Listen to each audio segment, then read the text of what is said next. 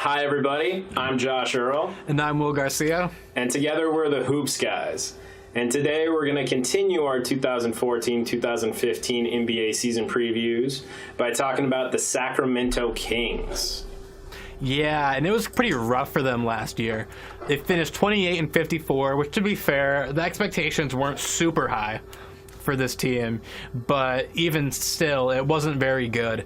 But they did get the 8th pick in the draft, which they used to draft one of our favorite players, Nick Stauskas. Yes. Yeah, so it wasn't all for naught. It wasn't a lost season by any stretch of the imagination. Yeah, and there were definitely some promising, positive things going on in regards to this organization. One thing that was particularly interesting and positive is the Sacramento Kings brain trust of owner Vivek Ranadive, GM Pete D'Alessandro, and coach Mike Malone have shown a really refreshing level of openness to outside-the-box thinking. Absolutely. They really seem to be open to anything that may help the Kings improve. They even had what was, at least to the best of my knowledge, the first and only publicly crowdsourced draft analysis in NBA history in their Draft 3.0 challenge. Yeah. So in this Draft 3.0 challenge, they asked amateur analysts all across the country to show which players the Kings should look at with the 8th pick and why they should look at those players. They wound up ultimately bringing in 9 winners from that group to aid in draft prep, and then brought, I think, like 5 of them to the actual draft war room. Mm-hmm. Which is just a really cool, I don't know if I think it necessarily worked, but it's a really cool thing for them to be open to and to try, I think. Absolutely, and something else that's cool is the fan support for the Sacramento Kings. Cowbells are ringing. Exactly. I feel bad for this fan base with the Maloofs, the Maldoofs. I don't know. Mm-hmm. It's not a very easy name to make an insult for, but if there was one, they deserve it, assuming it wasn't too bad. But anyway, 22nd in attendance, which doesn't sound very great, but this team was really bad, and they lost a lot. So for them to be around average, plus considering it's Sacramento, so they're not going to necessarily be selling out or having the biggest arena or doing anything crazy like that. This is a pretty small town, but considering that, and considering how small markets tend to suffer with ticket sales, and considering it was a bad team that wasn't exactly doing a bunch of free-sisted dunks, everything worked out about as well as you could have hoped in terms of fan support. And then they also, on the court, did earn extra possessions. They finished the season 4th in offensive rebound percentage. They also got to the free throw line pretty well, where they finished 3rd in free throws per field goal attempt. And then they lastly got a lot of shots in the paint. Shout out to Boogie Cousins, finishing 2nd in the league at paint shot attempts. Yeah, and defensively, the Kings did a good job of preventing second chance opportunities for opponents by finishing 3rd in defensive rebound rate. And despite the lack of any real rim protector or deterrent, the Kings were still tied for 1st in restricted area true shot attempts defensively, which is pretty impressive considering. And they were also 3rd in mid-range defensive field goal percentage. It wasn't all good, though. The Kings finished 20th in offensive rating. Didn't really make their shots very well, finishing 22nd in effective field goal percentage, and then 20th in actual PPS. Shout out to Ian Levy, Nylon Calculus, link in the description, you know the drill. They didn't really prioritize the 3-point shot very much, though, as well. Dead last in corner 3 true shot attempts, 24th in field goal percentage from there. And then they also were 24th and above the break 3 shot attempts, and 26th in percentage from that area. Yeah, and while the Kings struggled at converting their shots, their opponents did not. Yeah. The Kings were 21st in defensive effective field goal percentage and 25th in defensive actual points per shot. This was likely due to them not contesting good shots well enough, as they were dead last in restricted area defensive field goal percentage. tied for 26th at in the paint true shot attempts, where they were 25th in defensive field goal percentage, finished 20th in corner three true shot attempts, and were tied for 26th in defensive field goal percentage from corner threes. And they were also 29th in above the break three defensive field goal percentage. Yep. On top of that, the Kings bailed out opponents far too often, sending them to the free throw line at a rate that had them finishing 24th in the league in free throw per field goal attempt defensively. And on top of it, the Kings didn't really force turnovers either, winding up 25th in defensive turnover rate. Yeah, one guy who I really don't think he had the biggest impact on that, but he had a huge impact on this team. Boogie! You know what it was in Sacramento this year? Boogie Wonderland! No. Call him whatever you want to call him. You can call him DeMarcus, you can call him Run DMC, you can call him Boogie!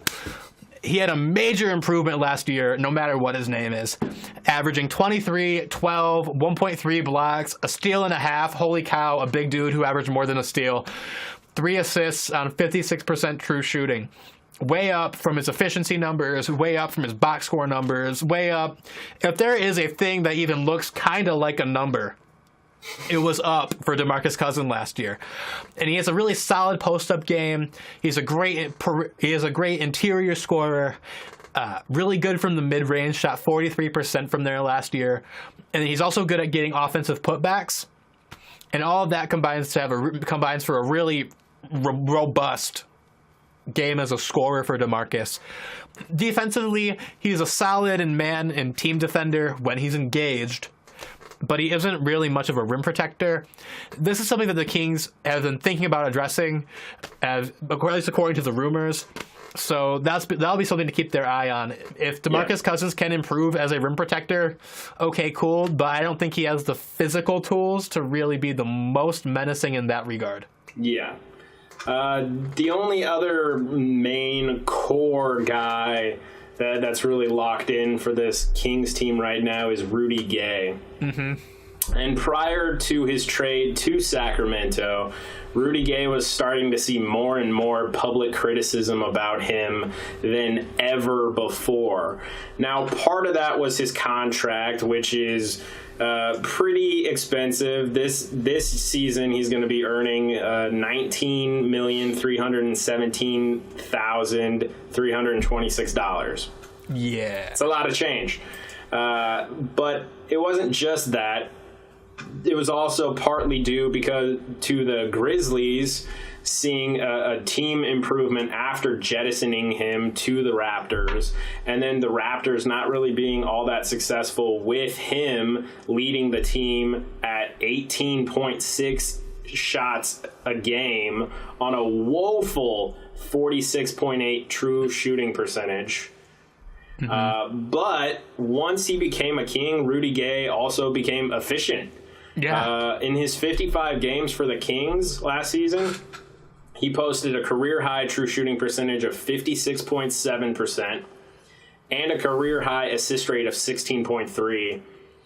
This was mostly due to a shift in the type of shots he was getting, as he took a higher percentage of shots from 0 to 16 feet, so mid-range in, while reducing his deep 2 and 3-point attempts.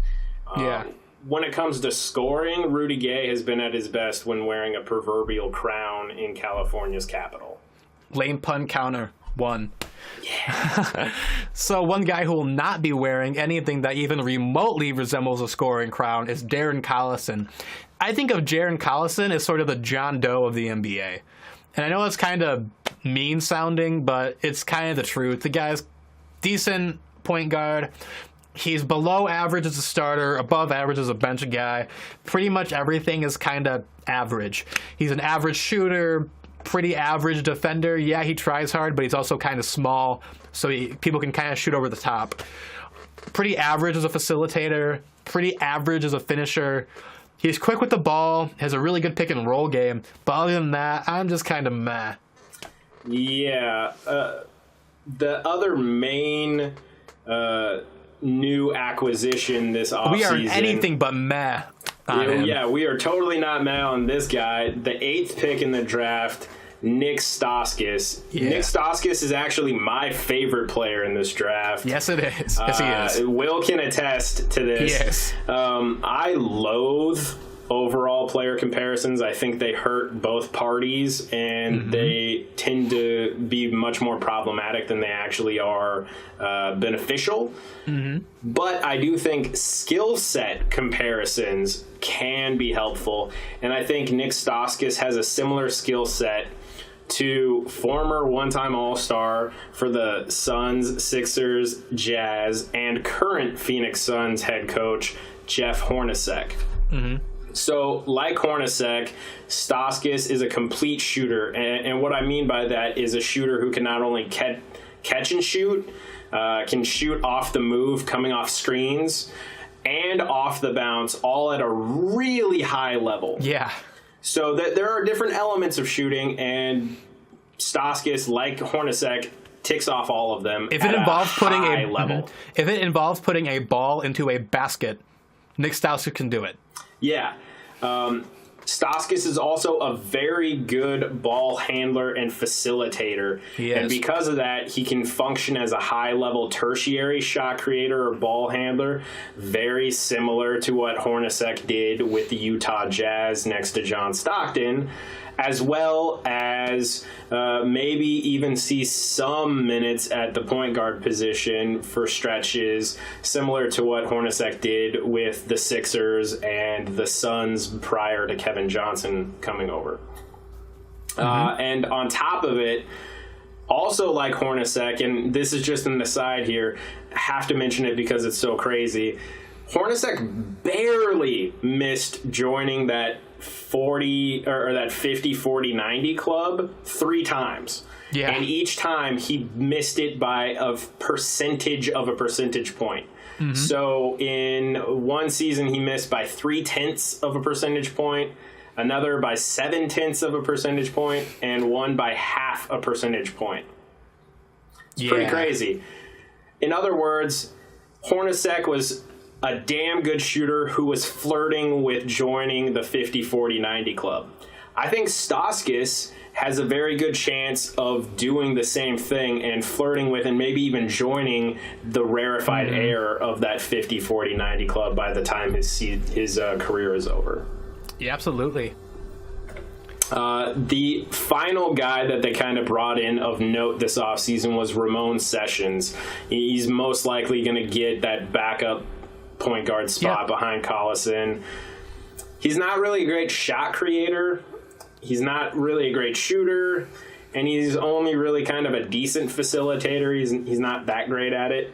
What he is great at, and he's exceptionally adept at, is getting the most valuable shots on the court, aka free throws. This guy gets to the free throw line like crazy. Despite being a backup point guard, he only started 19 games all of last year combined between the Bucks and the Hornets. He still averaged 4.9 free throw attempts per game. Yeah. So he's going to be able to help them, at least in terms of getting to the free throw line. But he's not quite going to help them make up for the player that they lost this offseason. Yeah, they lost Isaiah Thomas. And Isaiah Thomas is pretty much the most slept-on player in all of the NBA. At least I think he's one of them. Here's some perspective on it, though. Only 4 other players averaged 20 points and 6 assists on above average, which is 54% for a starter true shooting percentage. Those guys are LeBron, James Harden, Stephen Curry, and Russell Westbrook. Isaiah Thomas did that too.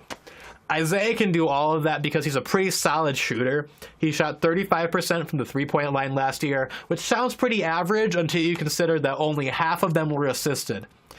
Most guys have way more than that. For Isaiah, a lot of his shots are off the bounce. Some of them wind up being kind of contested. So considering all of that, it's actually a really solid percentage. He's also a decent facilitator. He's not Ricky Rubio, but he's not Jamal Crawford either. No knock to either of those guys.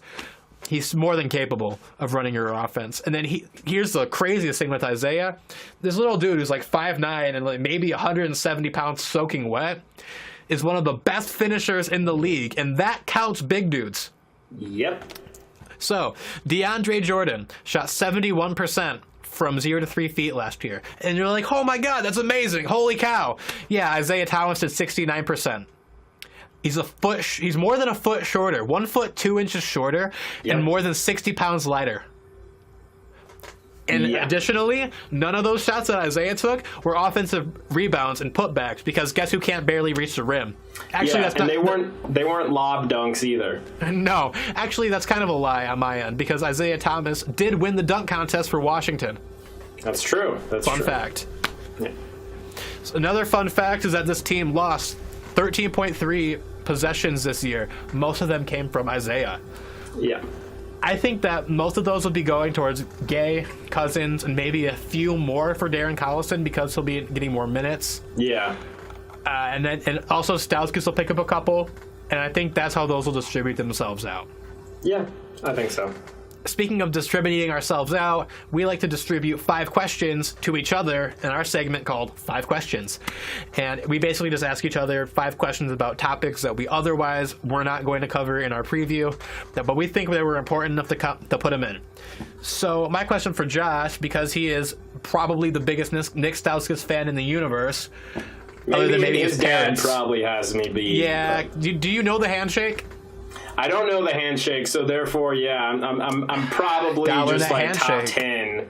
Gotta learn that handshake, man. I do. Anyway, why did the Kings draft your man crush when they already had a perimeter oriented 2-guard in Ben McLemore that they drafted the year before? Couple of reasons. Okay. One, like I mentioned, Stauskas has a very intriguing skill set, especially for a team that is pushing for quote-unquote positionless basketball. So finding a guy who can act as a shot creator on ball as well as be dynamite off ball and be able to shoot off the bounce can be very, very good to have in a positionless 5-man lineup. It's a very good skill set to put others around. On top of it, he's one of the better players in this draft, I think. But mostly, and this comes to something that's kind of a bad element of that aforementioned openness to new things. In those videos that showed the process of the draft 3.0, there was a lot of emphasis, at least in the second one, which was in the lead up to the draft in the actual draft war room, on the fact that the Kings as a team last year didn't really pass the ball enough as measured by assists. Stauskas was cited as being a wing player who had high assist numbers and could therefore theoretically help increase the team's assist numbers overall and help move the ball around a little bit more. Problem with that is a lot of that is contextual, and they didn't really think about the context. Stauskas was basically very similar to a point guard for Michigan. Yes. In Sacramento, he's going to be much closer to a off-ball Kyle Korver type. That, or he's going to be catch and shoot. It'll depend on how they use him. But he's not going to have the ball in his hands nearly as much because guess what? He didn't play with Rudy Gay or DeMarcus Cousins last year. Yeah. So it doesn't make sense for you to expect him to be a high assist guy for you because he's just not going to get those opportunities. And honestly, generally speaking, when he gets the ball, chances are it's going to be a better option for him to shoot it since he's such a good shooter than it is for him to try and get an assist or try to pass it off if it's a good look. Yeah. So part of it, I think, was just faulty logic. So I touched on it earlier, but this team is kind of pursuing an ideal of positionless basketball. What is the next step to that for them? Bzz, bzz, bzz. Do you hear that? That's a buzzword. Seriously, I don't get... no. Okay, look. If you want a bunch of dudes who can shoot and pass and rebound and do all that kind of stuff, okay, cool. That exists. It's called San Antonio. Otherwise, the whole idea of positionless basketball, what I think of that is sort of like what Jason Kidd was doing out in he was doing out in New Jersey, where they had those big, tall lineups that with a bunch of guys who could do a bunch of things. And if you're gonna do that, cool. The main advantages to that I see are in pick and roll defense, because you're really big, you're really long, and you can just switch. Yep. And the switch, assuming that you have two players who are similar enough in size, that really is the best way to cover a pick and roll, because you give up essentially nothing other than maybe a couple inches and a couple pounds. Yeah. Which is much better than giving up an open shot or a lane to the rim. But another way I think that it could be useful would be in trapping style defenses, like what we saw in Miami and to a lesser, well, actually to a similar extent, New Orleans last year, where you're really playing aggressive, because if everyone on your team is at least 6'7", 6'8", then you are really freaking long and you can disrupt a lot of stuff that way. But I don't really see this team as being very positionless at all. If anything, they have a very traditionalist center in DeMarcus Cousins. They have a pretty traditional ball-stopping wing guy in Rudy Gay. They have a pretty traditional point guard who isn't very much of a scoring threat in Darren Collison. They're going to be using Nick Stauskas like a traditional wing. They have Ben McLemore, who's also a traditional catch-and-shoot guy. This is like one of the most traditionalist teams in basketball, despite all of those out-of-the-box thinking. The way that the roster is constructed, players are in very stereotypical roles for their positions.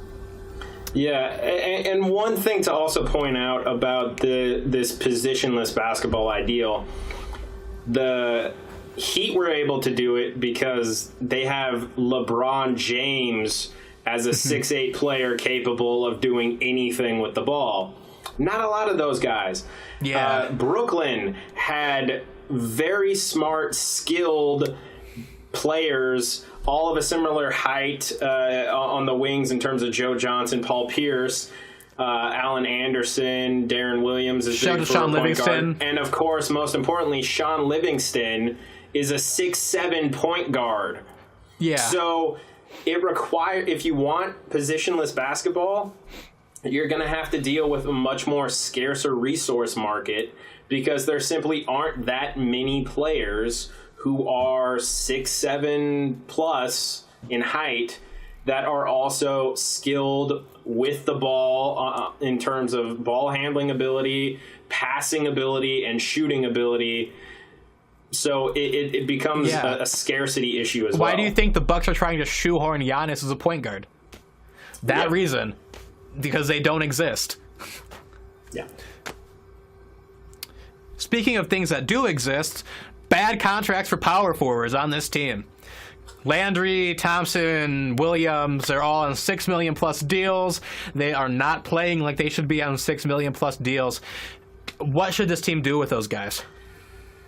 Well, Williams probably won't be returning to the Kings next year. Any of those guys that would be sent out immediately if another team would actually bite on it, without them having to send McLemore, Stauskas, Rudy, DeMarcus, or a high unprotected pick. So chances are Carl Landry and Jason Thompson are staying put unless they're part of a bigger trade. And Derek Williams might be the one that maybe gets thrown in a deal this year, or more likely just leaves in free agency. I think that's right on the head. Yeah. Speaking of right on the head, sometimes the Kings' lack of a rim protector leads to them getting the ball dunked right on their head. So the rumor is that they've been looking for either a floor spacer or a rim protector to put next to Boogie. Any ideas, Will, on what that might entail and who might fit that might also be available?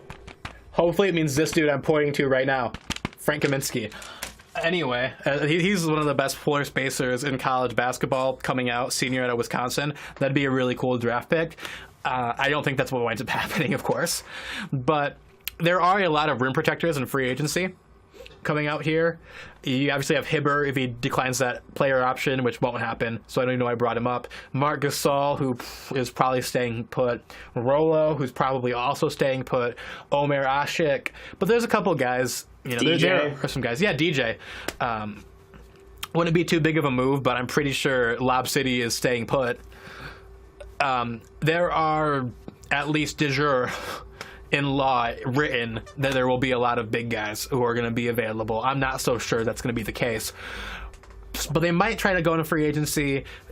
They might be looking in a trade. Timofey Mozgov, guy like that, Kosta Koufis. Mm-hmm. There are a couple of guys. Maybe Larry Sanders, if he has any other off-court stuff and the Bucks want to move on. That'd be kind of hilarious, him and Boogie together. I would watch that buddy cop movie. I would watch that buddy cop movie. I would watch the sequel. I would not watch all three in the trilogy. No, you don't want to go full trilogy on that, but definitely the first two. Exactly. So that'd be pretty interesting. It'd be pretty cool to see them get a floor spacing guy there too. There aren't really all that many that are going to really be for sale or for trade or on the market or anything that resembles a market. One thing that could be interesting, and we'd have to have people verify in the comments below, but perhaps if the Bucks want to get out of some long-term deals, they might, I stress, be enticed to move the long-term deals of Larry Sanders and Ersan Ilyasova would be to killer. the Kings for Rudy Gay and maybe McLemore or a pick or something. That might be something that could be mutually beneficial for both teams in the sense that Rudy would then be able to open up cap space, additional cap space for the Bucks next year, which will improve their flexibility. And also moving Sanders would open up a little more playing time for John Henson, Zaza Pachulia. They'd still have big guys who could cover that area while also opening up space and getting out from under Ersan's long contract. And therefore, the Kings would wind up with both the rim protector and the floor spacing complements to Boogie. Boom. You wanted one, you got both. Yeah. So, Kings owner Vivek Ranadive said that in the 21st century, math will trump science. And what I mean by this is that you don't need to know the why, you simply have to find the pattern. I think that's really stupid. Will this indifference to context doom the Kings to mediocrity or maybe even worse long term? Yes. Unequivocally, I feel. Yep. We've mentioned it before. Context rules everything around me and Josh. Yes. Cream edge. Anybody who is a friend of mine or has taken one of the courses I teach knows that context is my most said word. Mm-hmm. There's nothing wrong with using analytics to try to discern new information. I love analytics. But the problem is data without context is just data. It's just information. You can't act on it. You need context to make that information into actionable knowledge. Mm-hmm. So if all they're interested in is pattern recognition and not the context of why that is occurring, they are going to be misled. Mm-hmm. And when the owner of the team is the one holding these views, it concerns me because a blind faith in analytics and in numbers with very little interest in the actual context behind those numbers, this Sacramento fan base, like we mentioned, the attendance numbers aren't great, but they're an amazing fan base. They've always been super supportive of the team. That's the reason this team is still in Sacramento and not the new Seattle Supersonics. Yeah. And I hope that Vivek changes his perception on this, because that fan base deserves a winner. And if you disallow any sort of attempt at trying to find context, or you at the bare minimum just make it not a priority, you're going to lose. Yes, you're going to lose, and these fans deserve better. Josh and I like to give predictions that we think are 20%, 50%, and 80% likely to occur. Josh, take it away. All right, so I think it's 20% likely, and this is because of what we just kind of ranted about, that the Kings won't be a playoff team prior to the opening of the new arena in 2016-2017 season, which has long been their stated goal since they bought the team and saved the franchise from moving and got a new arena deal in place. Was, okay, we're gonna be a playoff team before we get there. It's not gonna happen. Not in this Western Conference.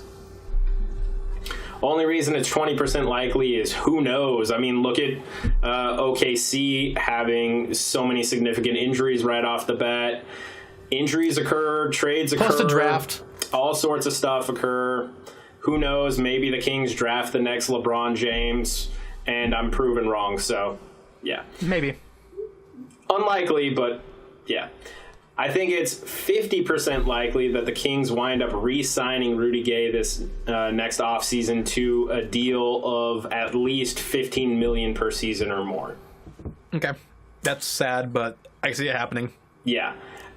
Considering that he would be eligible for a deal starting at a little over $20 million per year, a $15 million deal per year would still be a savings even compared to this year, but you probably shouldn't be paying Rudy Gay $15 million a year going forward right now. Yeah, a lot of it revolves around the question of who the hell wants to sign in Sacramento, which is pretty sad because I'm sure it's an awesome city. Yeah, it's an awesome city. It's just not a particularly attractive market. Yep. And I think it's 80% likely that Boogie still winds up in the top 5 in techs this season, even after curbing them somewhat. So he's probably going to have less technicals than last year, but he's still going to be in the top 5, which, remind me, Will, you told me this, he's been in the top 5 his in entire technical career. fouls every year in his career so far. Including he led it in the league the past 2 years. And as a Rasheed Wallace fan, I can dig that. Yes. Speaking of things we can dig, I bet we can dig Will's 20, 50, 80. I think, speaking of things that can dig, I think the Kings are kind of digging themselves into a hole, which is why it's only 20% likely they're going to finish above 500. It could happen. Maybe Boogie gets better. Stauskas gets some playing time, and he gets put in a proper role. Rudy Gay stops. It continues the improvements in efficiency would be the nice way to put it. Darren Collison kind of proves me wrong, becomes a little better than the John Doe of point guards, and maybe they do. Maybe they finish 41 or 42 wins. Still won't make the playoffs, but hey, it could happen. Yeah. I think there's a 50% chance that the Kings don't get fudged over by the draft lotto. Kings fans always are quick to say, well, we haven't ever gotten the great pick in the past, 10 years. And it's true. For some reason, they have kind of been behind the 8 ball in terms of luck, usually finishing about a pick or 2 below where they're supposed to be. So I hope things work out well for them. And I think it's 80% likely, and it pains me to say this, but I kind of... not knocking on wood, but it's basically going to be the truth. This 5-2 record the Kings started the season out with, yeah, it's a facade. This team's going to struggle. They're going to struggle mightily. This isn't going to be a very good year. Yeah, it's akin to pyrite. It's fool's gold. It's akin to the 76ers last year. Yeah. But ultimately, the real question is, and we've kind of addressed this already, but this is how we end all of our videos, so Tradition. Bear with us, please. Is this team going to be good? Somebody better call Lord because this roster, the Kings will never be Royals. Let's have a moment of silence for Will's self-respect and dignity after that pun. But I'll try and top it. I think the Western Conference will not be bowing down to these Kings anytime soon. But Pun off! So, here's what I want you to do. Leave a comment saying who had the better pun. And while you're at it, leave a thumbs up on this video if you like it, a thumbs down if you disliked it, and subscribe to our future videos. It helps us out, and you get to see all of our future videos. You get notifications and stuff. I think that's a wrap. Thank you so much for watching, and thanks for bearing with our puns. Peace out, guys. Take care.